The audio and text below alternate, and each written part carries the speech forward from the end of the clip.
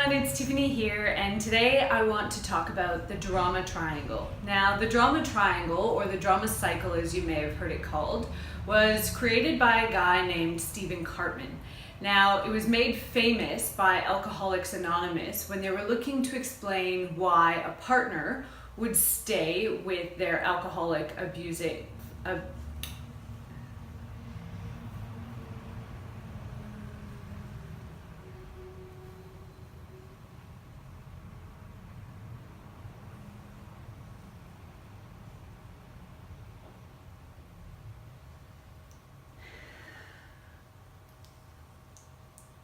Hi everyone, Tiffany here, and today I want to talk about the drama triangle, or the drama cycle as you may have heard it called. Now, the drama cycle was created by a man named Stephen Karpman, but it was made famous, by Alcoholics Anonymous when they were looking to explain why somebody would stay with an alcoholic or abusive partner.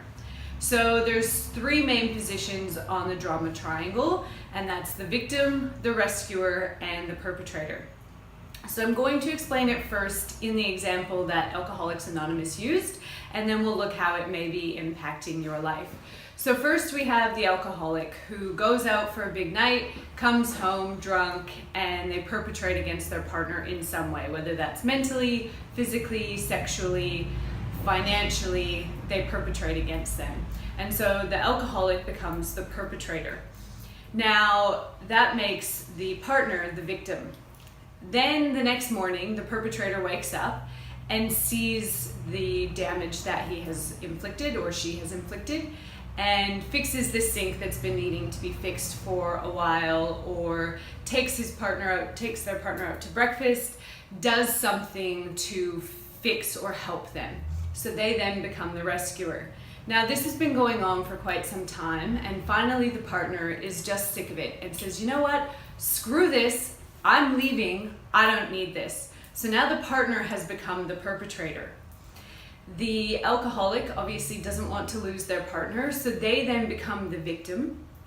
And they say things like, no, please don't leave me, I can't live without you, you need to stay.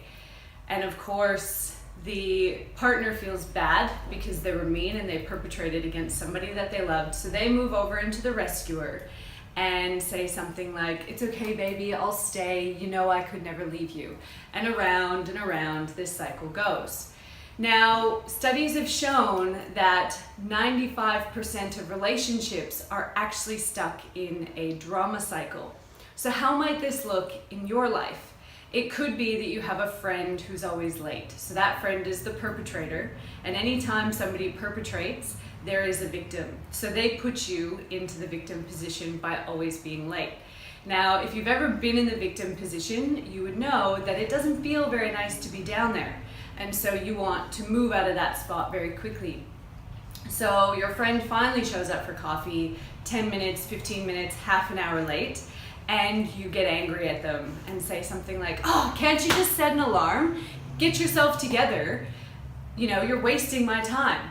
So now all of a sudden that person feels really bad, so they offer to buy you a coffee. But as soon as you perpetrate against them, you've put them into the victim position, and then you feel bad for being mean to a friend, so then you move over into rescuer and look to make it better. Now, surprisingly, or maybe not so surprisingly, we can also get into a drama cycle with ourselves through our negative self-talk or through our emotionally suppressing behaviors that we might use. So it might sound something like this. You wake up in the morning and you think, ugh, I'm so fat, I'm so ugly, I'm not good enough, no one loves me, one of those limiting beliefs. And then you have made yourself a victim. Then you want to make yourself feel better, so you eat something, you buy yourself something pretty, you give yourself a day in bed to just laze about, and you justify it however you want, but you're rescuing yourself there, and then you can stay in this drama cycle with yourself. So how do we come out of the drama cycle? The first thing that we need to do is recognize that we're in it. So we move out of the drama cycle and become the observer. And so we can see when somebody is playing a victim. We can see our tendencies to want to rescue or to want to perpetrate against somebody.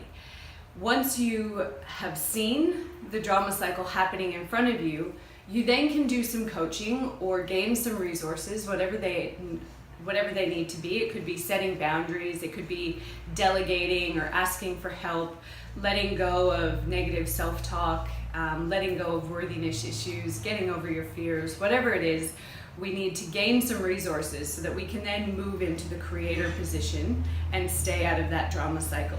Now, there will always be times that you're going to be tempted to come back into the drama cycle.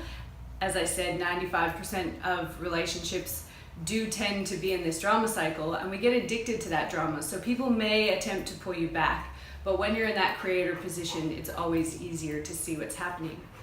Now, the second point that I want to make about the drama cycle is that while we have the ability to play all three positions, we tend to have one position that's our go-to. For me, I was a rescuer, and I felt that the only way that I could get people to love me or connect with me was to rescue them and do something for them. Now, the rescuer tends to engage in people-pleasing behaviors, and so they want to help everyone else, and so they'll put themselves last in order to do that. And they'll get to the point where they're martyring themselves and becoming resentful that they're always helping everyone else, but nobody else is ever there for them. There's a really brilliant quote that I want to end this video with, just to get you to think about which position that you play in the drama cycle, where the drama cycles are happening in your life, and what you can do to get out of them. And the quote is that the victim really isn't as helpless as they seem, the perpetrator doesn't have a valid complaint, and the rescuer is not really helping anyone. So if you have any questions or you'd like to talk about the drama cycles in your life, please feel free to get in contact with me by emailing me or clicking on the Book Now link on my Facebook page or on my website for your free consult.